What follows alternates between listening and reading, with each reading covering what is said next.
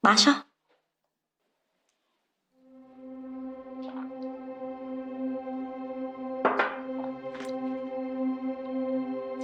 점심은 그냥 햄버거 시킨다. 어? 아, 응.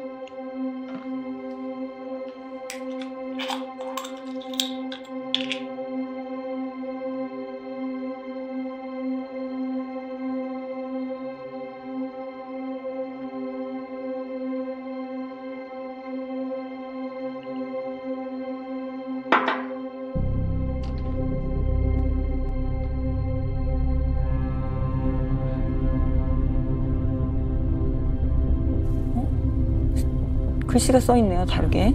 복? 네.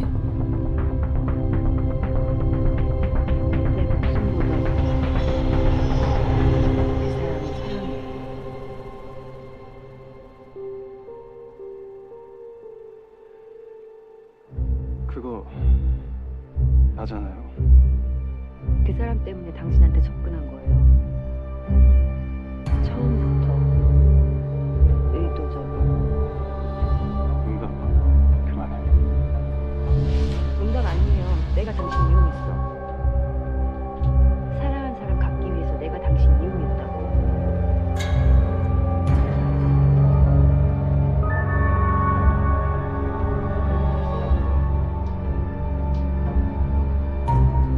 미안하단 말, 용서해달란 말 하지 않을게요. 너 계속 비몽사몽하는 거 보니까 감기 걸린 것 같아서. 이거 먼저 먹고 햄버거 먹어. 감기약이야? 땡큐.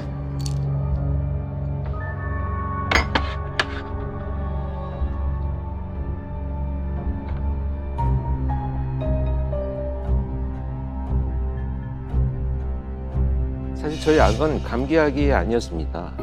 수면제 성분이 들어있는 신경안정제였습니다.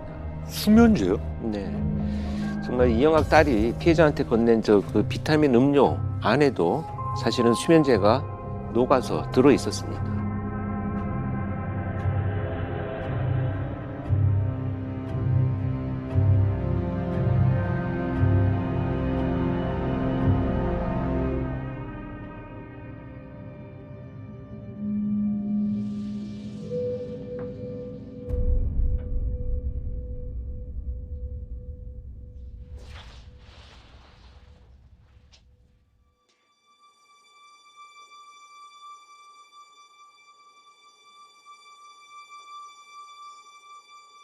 아빠.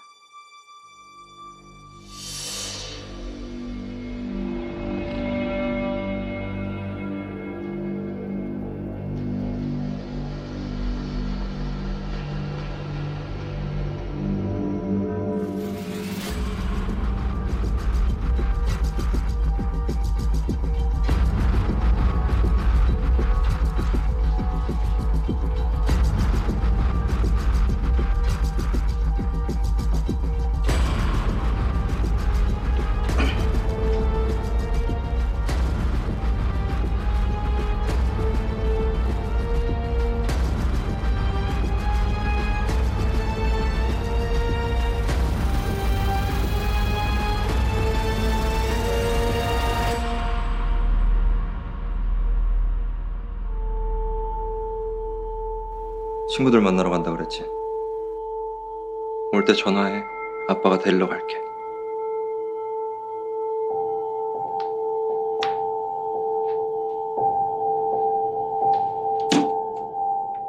아빠, 나 나가.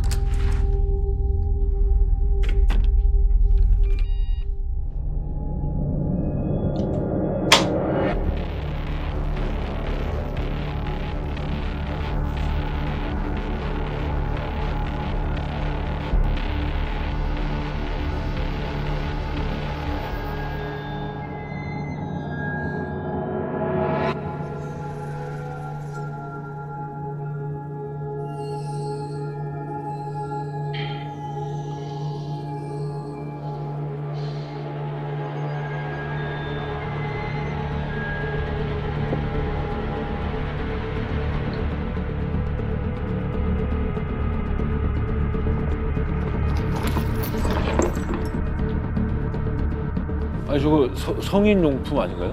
아, 어떡해.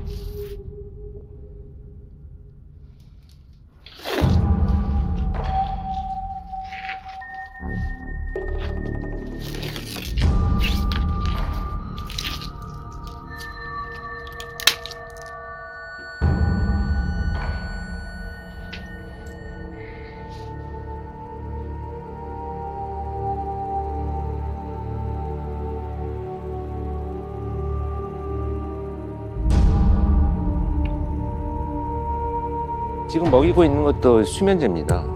아니, 이미 거의 2번을 먹은 거나 마찬가지잖아요. 네. 근데 또 수면제를 또 먹이는 거예요?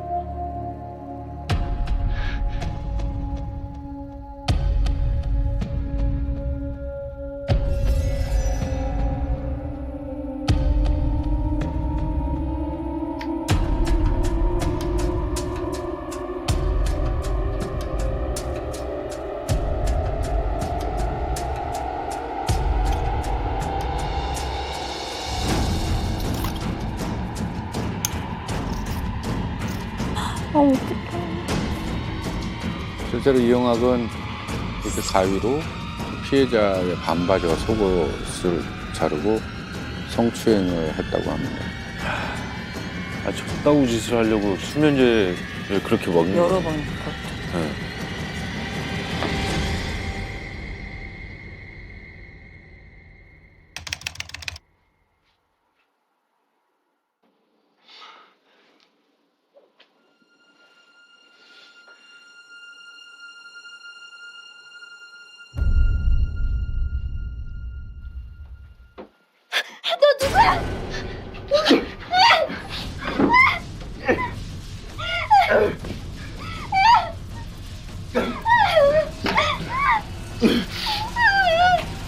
어떡해.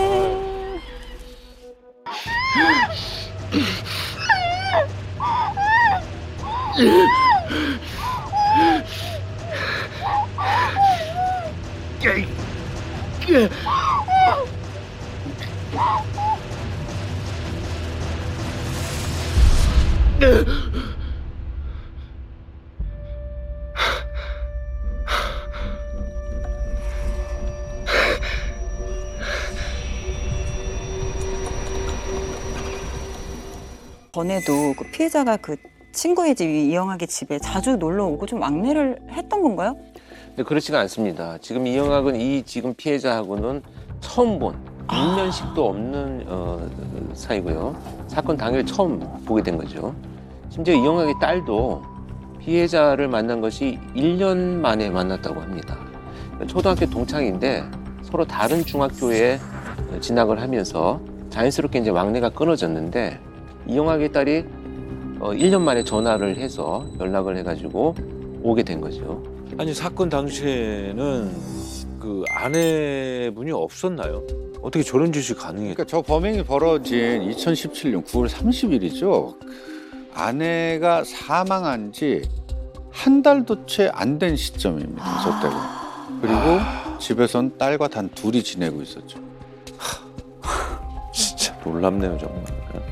아니 어떻게 아내 49주에도 안 끝난 상황에서 그리고 솔직히 더 충격적인 건 결국에 이런 단어를 써도 될지 모르겠지만 이영학이 피해자를 골랐다라는 겁니다. 골랐다고요? 피해자가 죽은 자신의 아내와 닮았다는 이유였습니다. 소름 끼쳐요. 진짜 소름 끼치네요. 이게 이제 범행이 일어나기 2주 전인데요. 이영학은 딸 이양한테 엄마 대신 나를 채워줄 사람이 필요하다. 이건 무슨 그 딸한테 이게 참 입에 담을 수조차 없는 말도 안 되는 얘기를. 아니 그런 대화가 좀 가능한 나이여야 그게 좀 이제 이해가 그런 그래서 그 피해자를 선택하기 위해서요. 친구들 중에 혹시 집안이 안 좋거나 부모님하고 사이가 안 좋은 친구가 있으면 이야기를 해달라. 딸의 휴대전화를 심지어 빼앗아서 메신저 속에 있는 딸 친구들의 프로필 사진들을 보면서 와. 피해자를 발견하고 범행 대상으로 삼았다는 충격적인 내용이 밝혀지게 됩니다. 자, 딸은 처음에는 아빠의 이런 제안을 거부했어요. 무시했고 뭐 전혀 듣지도 않았는데 이 애를 꼭 좀 데리고 와라. 이런 부탁을 2주 동안에 걸쳐서 딸에게 했답니다. 아니 그렇게 사실 언론을 통해서 진짜 천사 아빠 아까 그 내용만 봐도 너무 애틋한 그 마음이었는데 어떻게 이랬던 사람이 갑자기 이렇게 극악무도한 일들을 저지를 수 있는 사람이 된 건지 좀 궁금해요. 맞습니다. 그게 이제 이 사건의 핵심인데요. 정말 이 긴 실타래를 풀기 위해서 가장 먼저 어금니 아빠의 진실부터 우리가 살펴봐야 하겠습니다. 그 왜 어금니 아빠라고 부르는지 그 이유에 대해서는 잘 모르는 분이 많으실 것 같거든요. 이영학은 앞서 말씀드린 바와 같이 거대 백악종이라는 희소병을 앓고 있었습니다. 잇몸과 치아 뿌리에 이제 백악질이라는 곳이 있는데 거기에 이제 종양이 생기는. 그래서 이게 종양이 계속 자라고 커지는데 그렇게 되면 이제 턱뼈와 얼굴 전체가 이렇게 뒤틀린다고 해요. 그리고 심한 경우에는 이렇게 막 호흡곤란까지도 오고. 그래서 이게 지속적으로 제거를 해주는 수술을 받아야 한다고 합니다. 이영학 역시도 4번에 걸친 수술을 했고요. 그 바람에 이가 어금니 하나만 남았다고 해서 그를 어금니 아빠라고 불렀던 겁니다. 서울의 한 9평 단칸방의 이영학 씨의 보금자리입니다. 희귀 질환을 앓고 있는 이영학 씨는 국내는 물론 세계에도 몇 없는 유전성 거대 백악종 발병자입니다. 방문부터 여기 어금니 하나 있는데 그래서 어금니 아빠라고 했는데 지금은 어금니 분열하고 배달도 다 제거했습니다. 저희 딸이 많이 아픕니다. 관심 좀 부탁드릴게요. 감사합니다. 저희 딸이 많이 아픕니다. 관심 좀 부탁드리겠습니다. 가난한 저희 살림에 딸이 많이 아픕니다. 천문학적인 수술비가 막막했었죠. 그래도 저희 딸이 많이 아픕니다. 어떻게든 돈을 구해야 했습니다.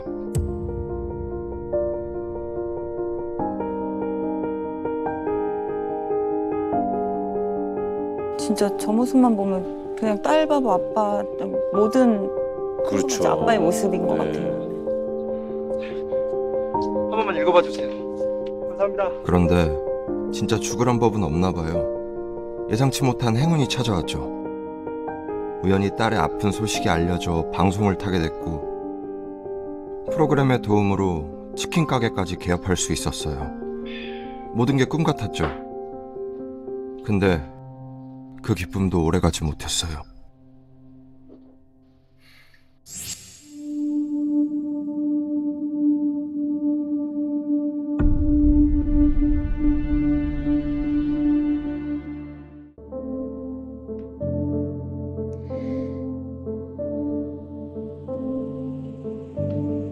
저긴 어디예요? 이영학이 차린 후원금 사무실입니다. 후원금 사무실이요? 후원금 사무실. 그때부터 세상은 날 어금니 아빠라 부르기 시작했죠. 딸애를 향한 내 진심과 사랑, 그보다 더 큰 희생을 알아봐 준 거예요.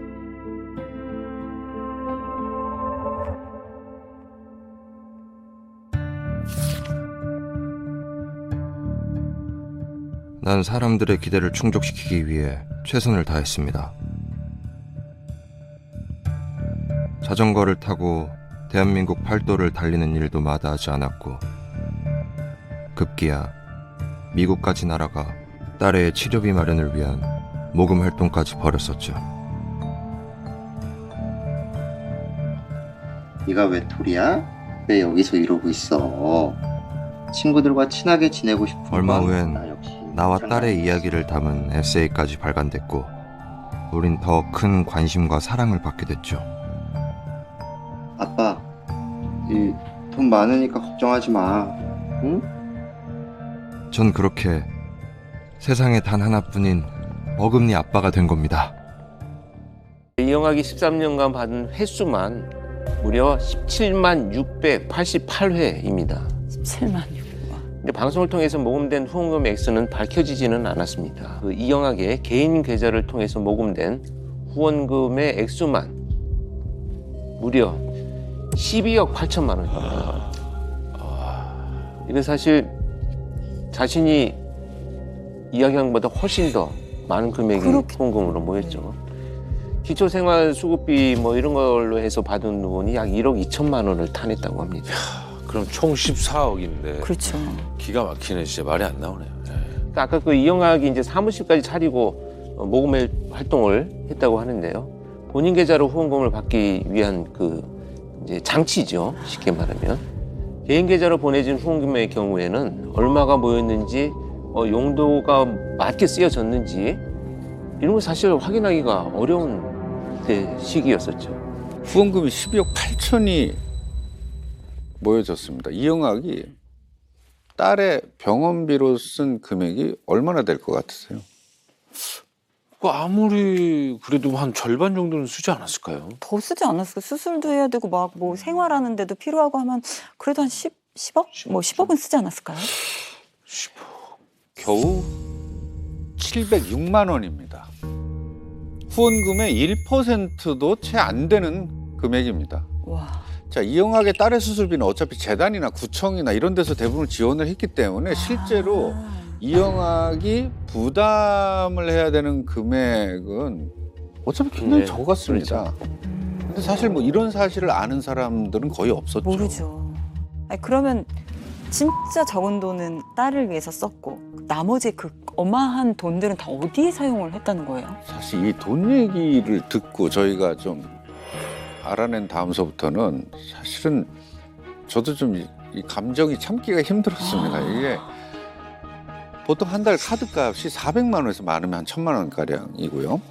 그리고 자신은 물론이고 자기 누나, 형, 지인들 명의로 구입한 고급 승용차가 몇 대가 있는데 이것들을 번갈아 가면서 탔다고 해요.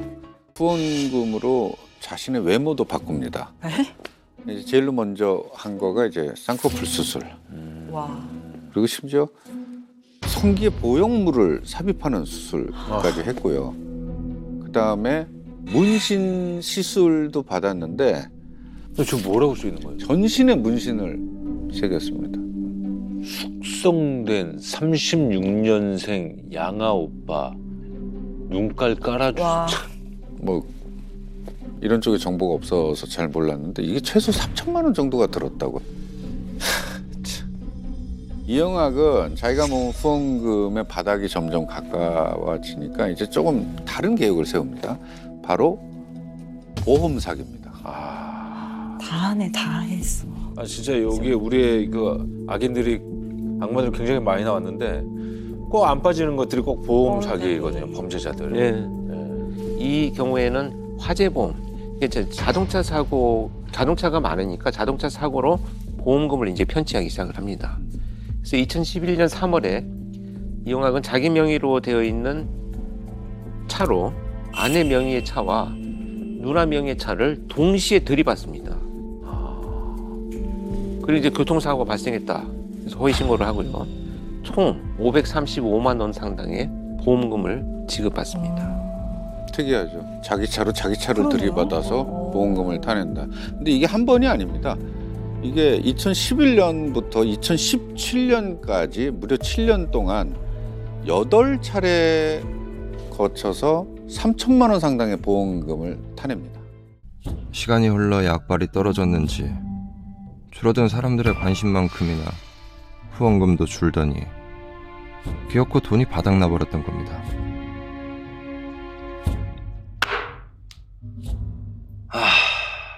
어디 돈 날 데 없나. 이제 더 내다 팔 물건도 없는데.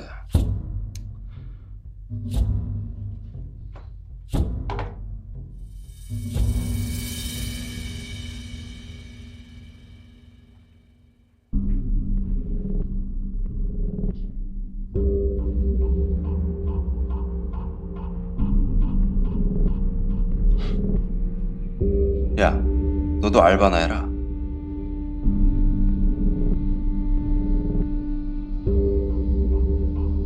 아니다.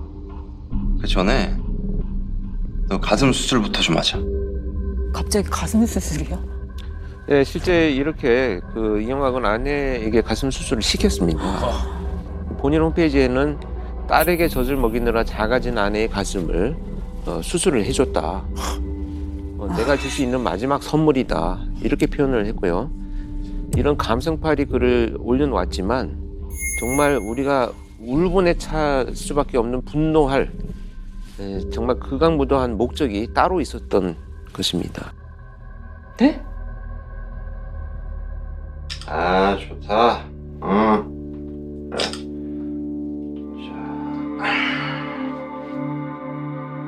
카메라 보라니까. 아, 좋아. 반대쪽 다리.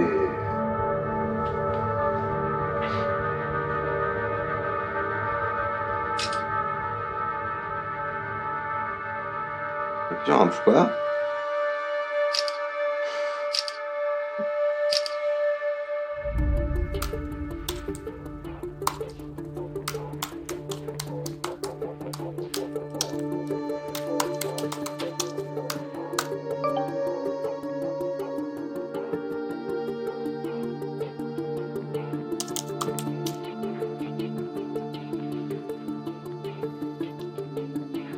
그래서 시작한 게 성인용 안마방이었어요.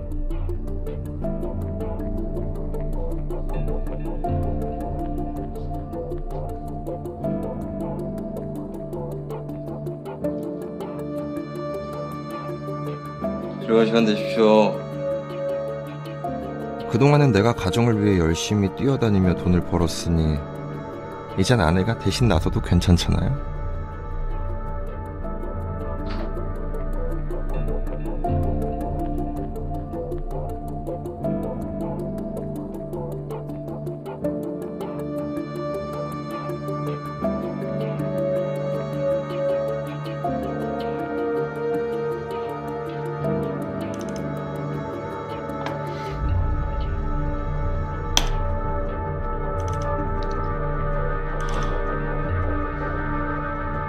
그렇게 몰래 찍은 동영상들은 성인 사이트에 올려 돈을 벌었어요. 근데 그것만으로는 벌이가 충분하지 않았죠.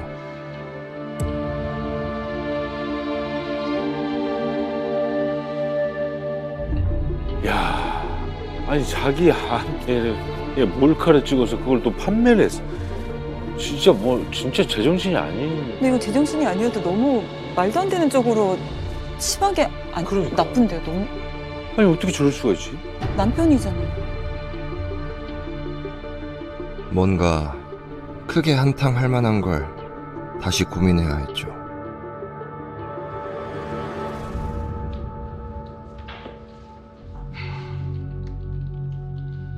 아니 지금 제 아내가 계부한테 성폭행을 당했다니까요. 진정하시고요. 그게 사실입니까? 여기 고소증.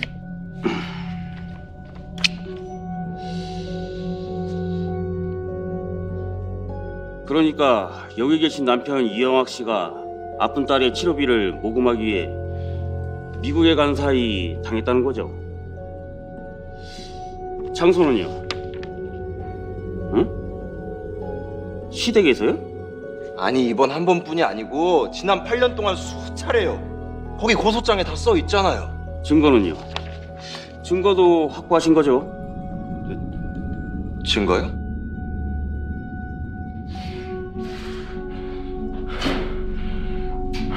당했다면 당한 거지 뭔 증거 타령이야. 빌어먹을 버러지 같은 놈들. 야, 너 내일 가서 그 인간이랑 한 번 더 하고 증거고 나발이고 만들라 그러면 못 만들 줄 알아? 싫어요. 안 할래요. 못 가요. 뭐 싫어? 못 가? 근데 이게 미쳤나?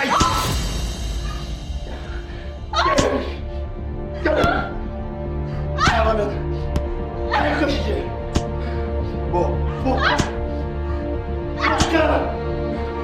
말이 나올 것이지.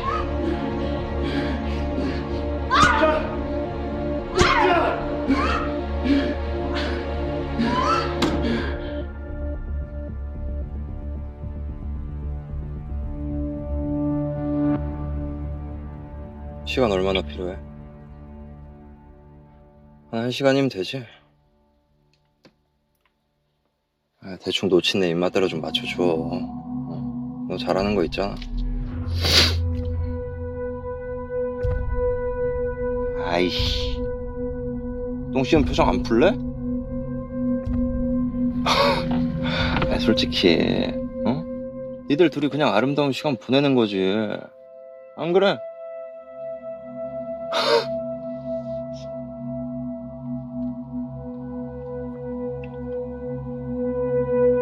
엄마. 내가 손목을 좀 삐어가지고 지금 당장 병원을 좀 가야 될 것 같은데. 지금 내려와. 집 앞이야. 범행을 저지르면서요. 실제로 이영학은 이제 어머니한테 전화를 걸어서 손목을 삐어서 병원을 가야 한다. 이렇게 이제 속여서 새벽에 어머니 혼자 집 밖으로 나오도록 불러냈습니다. 그래서 이제 집에 계부만 혼자 남아 있도록 이제 그 조치를 취한 거죠.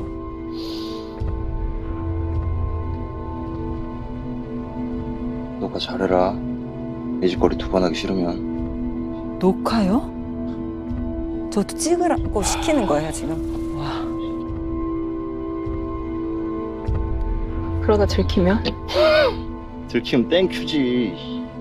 암튼 내가 엄마랑 잠깐 얘기하러 나간 사이에 그 인간이 먼저 달려들어서 너 목 조르고 몇 대 때리고 그리고 너 강제로 강간당한 거야.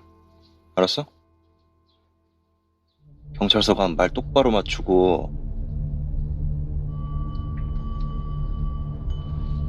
가.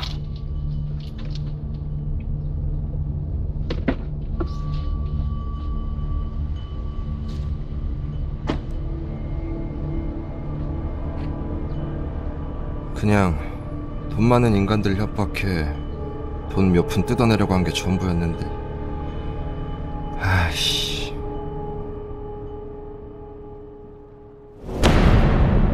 어머. 지금 누가 떨어진 거예요?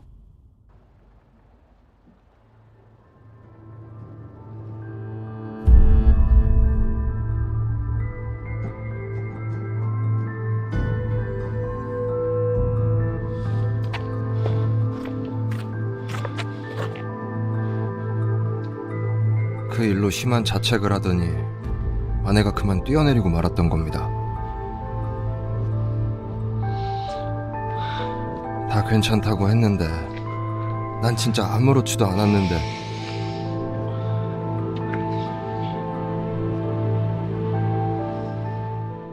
처음에 이영학의 계부는 이제 강간 혐의는 부인을 합니다.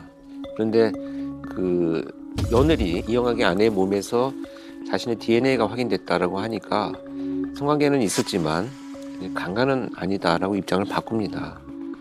근데 더 깊이 조사가 되지 못한 이유 중에 하나는 그 이영학의 계부가 며느리가 떠난 지 45일 후인 10월 25일에 억울한 누명을 벗겨달라는 유서를 남기고 집 앞 비닐하우스에서 자기도 극단적인 선택을 하고 맙니다.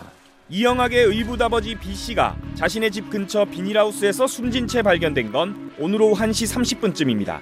발견 당시 입고 있었던 우도 주머니에서는 얼굴을 들고 다닐 수가 없고 누명을 벗겨달라는 자필 유서가 발견됐습니다. 아니 이런 찝찝한 결말이 정말 안타까운데, 아니 가장 죄질이 나쁘고 그런 인간들은 살아있는데 아내도 계부도 다 죽어버리고 이렇게 되면 이제 진실은 진짜 다 묻히는 거잖아요. 사실 뭐 가장 큰 비극은 이영학이 아내를 시켜서 그 계부의 정액을 얻어내고 그거를 이제 뭐 증거로 제출한 그 바로 다음 날 새벽 12시 50분에 일어난 거죠. 드라마에서 보신 것처럼 아내가 5층 자택에서 투신 세상을 떠나는 겁니다. 딸은 다른 방에 있어서 보진 못했다 이렇게 진술하고 있기 때문에 이영학의 진술만 가지고 그 극단적인 선택에 대한 평가를 해야 된다는 것이 정말 안타깝죠. 입증 자료가 좀 부족해서요. 결국은 본인 스스로 극단적인 선택을 한 것이다라는 것으로 수사는 종결이 됐습니다. 네, 당시 이영학의 행동에는 정말 의심스러운 점들이 매우 많았습니다. 한밤중 어두운 거리를 걷던 주민들이 인근 건물에서 뛰어내린 여성을 발견하고 놀라 황급히 현장을 벗어납니다. 어금니 아빠 이 씨의 아내 최 모 씨의 투신 직후 상황입니다.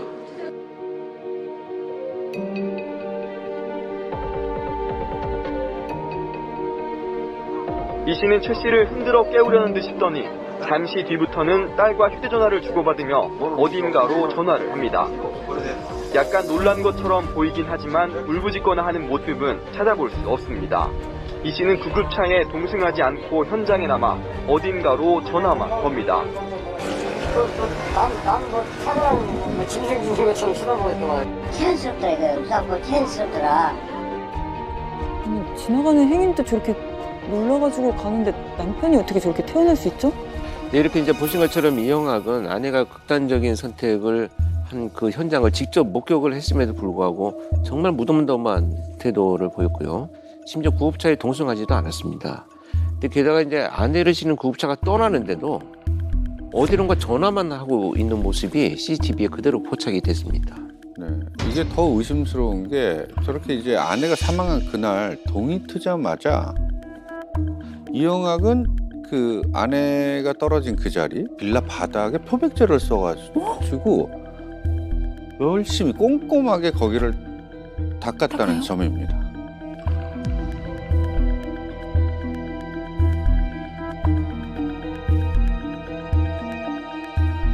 아니 보통 저런 상황에 경황이 없어서 진짜 혼쭐해도 이상하지 않은 상황인데 피를 닦는다? 너무 수상한데요? 그러니까요. 이영학의 이 수상한 행동이요. 이제 한두 가지가 아닙니다. 이 아내가 떠난 이후에 SNS에 추모 계정을 새롭게 또 개설을 합니다. 그래서 아내 영정 사진을 들고 뭐 노래하는 영상 이런 것들을 올리고요. 딸아이 엄마가 세상을 떠났다. 이런 뭐 적극적으로 이 상황이 지금 일어났다는 것을 이제 알리기 시작을 합니다. 늘 그랬었어. 넌 참 예뻤어. 말할 때마다 웃는 눈도.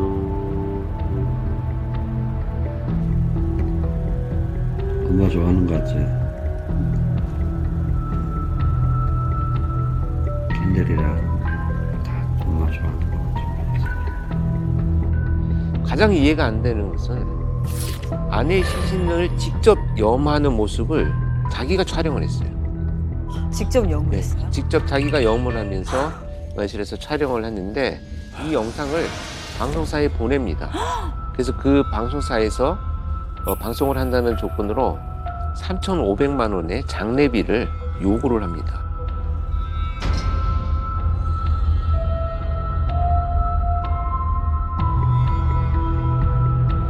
지금 이영학이 촬영한 그 영상에는 충격적인 장면이 담겨 있었다고 해요. 그러니까 사망한 아내의 몸이 온통 검은색 문신으로 가득했습니다. 그리고 신체의 어떤 특정 부위에는 차마 입에 담기 힘든 어떤 단어들이 그렇게 문신으로 새겨져 있었다고 합니다.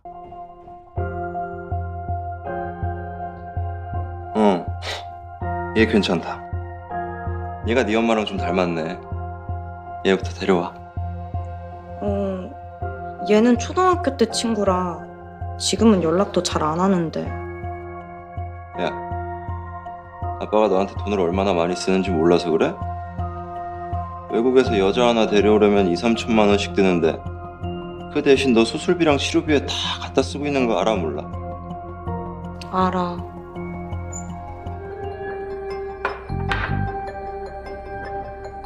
큰 비타민제에는 수면제 3알 넣어둘 거고 작은 비타민제는 수면제 2알만 넣어둘 거야. 우선 큰 걸 먼저 줘. 아 진짜 딸한테 저런 얘기를 했다고요? 범행 전에? 네, 저게 범행 전날 벌어진 상황인데요. 딸과 함께 이제 피해자를 어떻게 재울까? 이걸 구체적인 범행 딸이랑 계획을 짰다고 대화를. 합니다. 예. 혹시 네가 헷갈릴 수도 있으니까 아빠가 수면제를 넣어둔 비타민제엔 스티커를 붙여줄게. 응. 그리고 내일 집엔 아무도 없는 걸로 하고. 알겠지?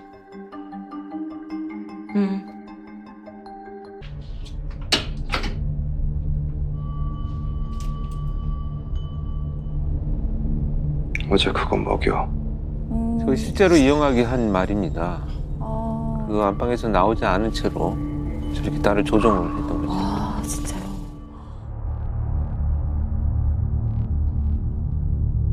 이거 우리 예전에 살던 집 지하실에 가져다 놔. 거기 도착하면 전원 꼭 끄고. 응. 지금 피해자가 잠이 들자 이영학은 딸을 시켜서 피해자의 휴대폰을 들고 나가게 합니다. 그리고 인근 시장에 가서 전원을 끄라고 얘기를 합니다. 그러면 위치 추적에 혼선을 빚게 되기 때문이죠. 이렇게 이제 전원을 끈 휴대전화는 결국 이제 이영학이 예전에 살던 집 그 지하에 숨겨놨습니다. 그 추후에 이영학이 그 휴대폰을 들고 나와가지고 다시 경기도 의정부시에 있는 한 다리 밑에 버리게 됩니다. 그래서 피해자가 가출한 것처럼 보이려고 하는 이런 그 위장 범행 계획이죠.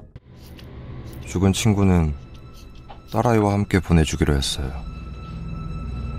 뭘 뿌리고 있는 거예요, 지금? 저게 지금 곰팡이 제거제입니다. 사실 이영학은 인터넷에서 이제 뭐 사체 유기하는 방법을 검색한 뒤에 피해자 시신에 저런 곰팡이 제거제를 뿌리고 그 다음에 여행용 가방에 넣었다고 해요. 그래도 친구인데 작별 인사는 해야 했으니까.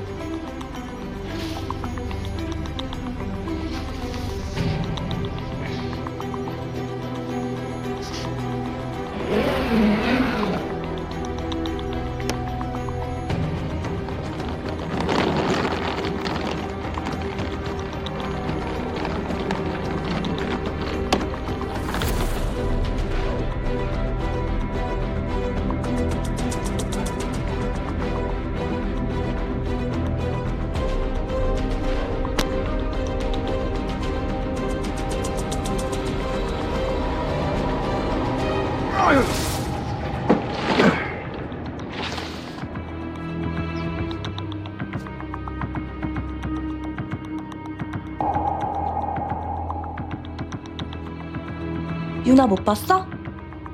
가출한 건가? 걔네 엄마 엄청 찾고 난리던데. 괜찮아. 살아는 있겠지.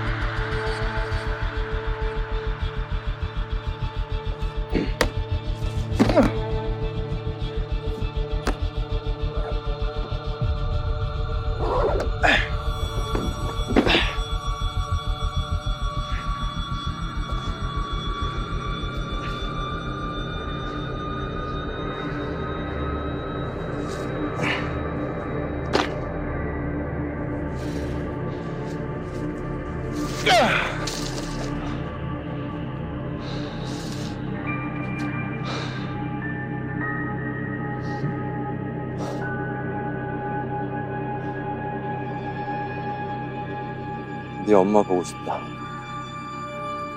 나도. 뭐예요? 지금 뭐라 그런 거예요? 아내가 보고 싶다고요, 갑자기?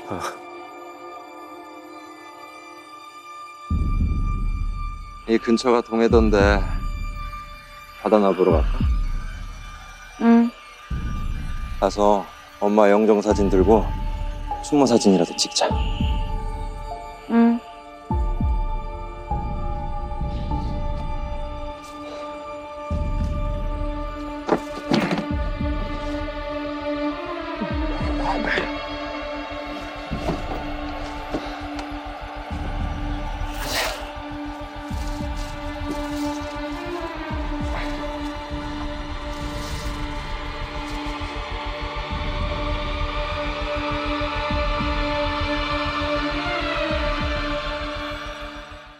피해자 어머니는 친구를 만나러 갔던 그 딸이 안 들어오니까 이영학 딸한테 이제 결국 전화를 걸죠. 피해자가 어디 있느냐라고 이렇게 물었다고 합니다. 그랬더니 이영학의 딸이 몰라요. 2시에 헤어졌어요. 이게 태연하게 거짓말을 한 거죠. 자기가 지금 제공한 수면제를 먹고 자고 있는 것을 뻔히 알고 있었지 않습니까? 결국은 이런 상황에 대비해서 이영학은 딸을 내보냈던 거죠. 이뿐만이 아닙니다. 그 이영학의 딸은 피해자가 없어진 걸 알고 이제 친구들이 연락이 오겠죠. 그러면 이 친구들에게 정말 태어나다 못해 소름 끼치는 문자를 주고받습니다. 피해자 한 번도 못 봤어. 아, 괜찮아. 살아는 있겠지. 그렇겠지? 그래. 크크크크. 웃기면 안 되는데 크크크크. 크크크크. 세상에 크크. 여보.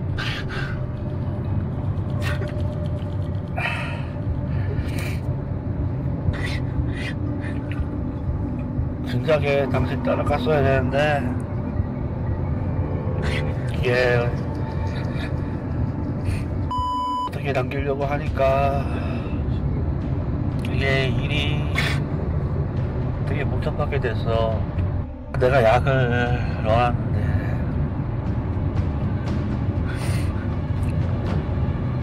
이 새끼들이 와가지고 햄버거 시켜 먹으면서 그걸 먹었어. 아 그래가지고 지금 말이 안 되게 됐는데 당신은 알지? 저건 또 뭔? 지금 저게 이영학이 유서랍시고 남긴 영상입니다. 저게. 구구절절한 뭐 변명들만 느껴지는데 아니 본인이 계획해서 약 먹여놓고 뻔뻔하게 저렇게 마치 핑계인 양 뭐 피해자가 먹어서 어쩔 수 없이 이렇게 됐다라는 거잖아요. 결론은 지금 내가 이거를 뭐 나중을 위해서 남겨놓은 건데 본의 아니게 피해자가 먹어서 난 어쩔 수 없다 이런 결과가 나왔다. 에이 죽어야겠다. 집에서 인기척이 느껴져요. 그러자 도주를 합니다. 그리고 그 도주의 시간이 이제 펼쳐지는데 이때 3명의 조력자에게 도움을 받습니다. 아니 저런 인간을 돕는 사람이 3명이나 있었다고요? 네, 그게 바로 이영학의 어머니 친모 그리고 친형 그리고 친구 박 씨였습니다. 이영학은 이렇게 이제 10월 1일 새벽 3시경에 딸하고 강원도 영월의 어머니 집으로 찾아가서 피해자의 옷이나 또 범행에 사용한 라텍스 테이프 이것들 결정적인 증거물을 담긴 그 검정색 비닐봉지를 대신 좀 소각을 해달라고 요청을 합니다. 그리고 도피자금 100만 원을 받아가지고 곧장 친형한테로 가세요. 형이 렌트해준 승용차를 타고 또 친구 박 씨가 구해준 강원도 정선에 있는 한 모텔에 가서 이제 숨어 지내게 됩니다. 그 도와준 그 3사람은 그러면은 이영학이 이렇게 엄청난 범죄를 저질렀다는 사실을 전혀 모르는 거예요. 살인이랑. 일단 지금 이 살인 사건이 발생했다는 것이 알려지지 않는 상황이기 때문에 자신들은 다들 몰랐다라고 진술은 합니다. 하지만 어머니는 이제 결정적인 증거가 담긴 이 봉지를 자기가 소각을 했거든요. 그렇기 때문에 이영학의 친형과 친구 박 씨는 그 전부터 이영학이 후원금 편취나 뭐 교통사고를 빙자한 보험 사기 뭐 이런 것에 적극적으로 가담을 해왔기 때문에 이들의 진술을 다 신뢰할 수는 없다라고 저는 생각을 합니다. 그리고 이튿날 서울로 돌아온 이영학 부녀는 역시 친구 박 씨가 마련해준 원룸에서 은신 생활을 하게 됩니다. 이 무렵에 피해자, 그러니까 자신의 딸이 집에 돌아오지 않자 그 피해자의 부모는 당연히 신고를 했고 경찰은 CCTV를 통해서 피해자가 이영학의 집에 들어간 뒤에 다시 나오지 못했다라는 것을 밝혀냅니다. 그리고 이영학을 추적하기 시작합니다. 자, 그렇게 돼서 도주 사흘 만인 2017년 10월 5일에 은신처를 급습하고 이영학과 딸을 긴급 체포하게 됩니다.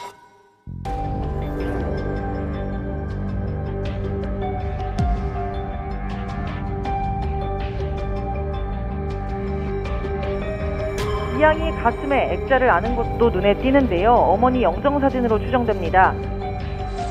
여중생인 딸의 친구를 살해한 혐의를 받고 있는 이영학이 경찰의 신상정보 공개 결정 이후 처음으로 맨 얼굴을 드러냈습니다. 아내가 죽은 후 계속 약에 취해 있었고 한동안 제정신이 아니었습니다. 딸 A의 친구인 피해자를 범행 대상으로 선정하여 성적 욕구를 해소할 목적으로 범행하였다고 진술하였습니다. 수면제 왜 줬어요? 아빠가 친구는 왜 부르라고 했어요? 그럼 마지막으로 피해자분께 하시고 싶은 말 한마디만. 어제도 기도했고요. 제가 대신 영원히 지옥에서 불타겠습니다. 그거는 확실하고요. 그리고 한 가지 부탁이 있습니다. 9월 5일에 제 아내 죽음 자살에 대해서 좀 진실을 밝혀주십시오.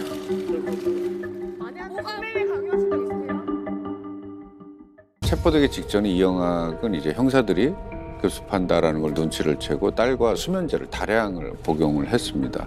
근데 결과적으로 뭐 이영학은 생명에 지장이 없었고요. 그 딸은 지금 저렇게 휠체어를 타고 법원에 출석하게 됩니다. 우리 뭐 법정에 출석할 때 휠체어 탄 장면들은 참 다양하게 많이 봤는데요. 14살은 참 진짜 처음이죠. 결론부터 말씀드리면 어찌됐건 그런 죄책감을 느끼고 우리가 극단적인 선택을 하려고 했다라는 것으로 정상 참작을 어떻게든 조금이라도 받아보려는 아주 그 속보이는 의도죠. 극단적인 선택, 쇼까지 벌이면서 부인했던 이영학은 피해자의 몸에서 목졸림 흔적, 그다음에 딸이 아빠가 죽인 게 맞다라는 진술이 나오니까 마지못해서 저렇게 이제 범행을 인정을 합니다. 그래서 저 이영학은 어떤 처벌을 받았습니까? 딸 친구를 성추행하고 살해했던 이영학은 강간 등 살인죄, 마약류 관리에 관한 법률 위반, 추행, 유인, 사체 유기, 사기, 상해, 보험사기방지 특별법 위반, 성매매 알선, 국민기초생활보장법 위반, 기부금품 모집 및 사용에 관한 법률 위반 등으로 기소되어 2018년 11월 28일 대법원에서 무기징역을 최종 선고받습니다. 와, 무기징역이야. 아니, 죄를 너무 많이 지었는데 그걸로 될까요? 1심 재판부에서는 이영학에게 일단 사형을 선고를 합니다. 근데 2심 재판부에서 이영학을 사회로부터 영구 격리할 필요가 있으나 사형에 처할 정도로 보이지는 않는다. 사형에 처할? 이렇게 이야기를 하면서 느닷없이 이제 무기징역을 선고를 하고요. 대법원 판결에서도 최종 무기징역으로 선고가 됩니다. 정말 이 행위의 어떤 그 내용들을 보고 사형이 아니라고 하는 것은 정말 우리가 정말 이해할 수 없는 그 판결이라고 생각을 합니다. 이 딸의 처벌은 또 어떻게 됐습니까? 네, 뭐 미성년자죠. 그렇지만 유인 그리고 이제 사체 유기의 혐의를 받습니다. 그래서 2017년 근데 이게 또 만 14세 소년법에 적용이 되거든요. 그래서 장기 6년, 단기 4년형을 선고받습니다. 2022년 현재 만 18살이죠. 딸의 수감 여부는 저희가 이제 확인되지는 않고 있으나 아마 단기로 복역을 했다면 이미 출소를 했을 테고 이 밖에 도피를 도왔던 친형은 징역 1년 그리고 친구 박 씨는 징역 8월 그리고 어머니는 이제 친족이라서 처벌을 받지 않게 됩니다. 피고인 이영학은 마지막으로 하고 싶은 말이 있나요? 검사가 저를 때리려 했습니다. 더러운 눈물 닦으라면서 휴지를 던졌어요. 믿어주세요. 제 아내를 창녀라고 모욕했습니다. 제 가족들도 싹 다 공판에 넘긴다고 협박했어요. 조사실 CCTV 돌려보세요. 저 좀 살려주세요. 진짜 전 뉘우칠 거라고 전혀 생각도 안 했고 근데 저 우는 모습이 그냥 처음에 아이 도와달라고 울었던 그 연기의 모습 그냥 그 모습으로밖에 안 보여요. 그러니까 이영학은 대법원에 이제 최종 판결이 나기 전까지 어떻게든 감형을 받아서 출소할 계획을 무려 9가지를 세웠다고 합니다. 그 이야기도 너무 황당했고요. 또 유족들에게는 끊임없이 용서를 구하고 재판장에게는 끊임없이 선처를 구하고 심지어 첫 항소심 공판에서는 삭발을 하고요. 손에 염주를 들고 나왔다고 합니다. 그러면서 막 죄송하다고 울부짖는 거죠. 정말로 이게 그러지 않길 바라겠지만 이영학이 벌인 이 쇼적인 것 때문에 재판부가 사형해서 무기징역으로 낮춰진 겁니까? 교화 가능성이라는 것이 이건 뭐 없는 자라고 저는 확신을 합니다. 저는 정말 이런 판결이 이 양형 기준에서 아직도 그 불분명하게 반성하고 있다라는 것을 참작한다는 것. 이것은 이 시대의 사건들을 제대로 정말 파악하지 못하고 있지 않나 하는 정말 답답함과 아쉬움이 있습니다. 양형 기준에 대해서 이 모호한 반성하고 있으며라고 하는 것을 그걸 어떻게 정의할 것인가를 우리가 정말 깊이 생각해 봐야 될 문제가 아닌가 이렇게 말씀을 드리고 싶습니다. 네. 자, 이영학은 옥중에서 딸에게 편지를 씁니다. 근데 거기에 이런 내용이 있다고 해요. 심신미약이 인정되면 국가를 상대로 손해배상 청구 소송을 하겠다. 뭐 이영학의 지금까지 봤던 정신 상태로 뭐 이런 건 뭐 그럴 수 있다 치는데 그 다음이 참 어이가 없습니다. 아빠가 지금 나는 살인범이다라는 제목으로 책을 쓰고 있으니 1년 정도 기다려. 우리가 복수해야지.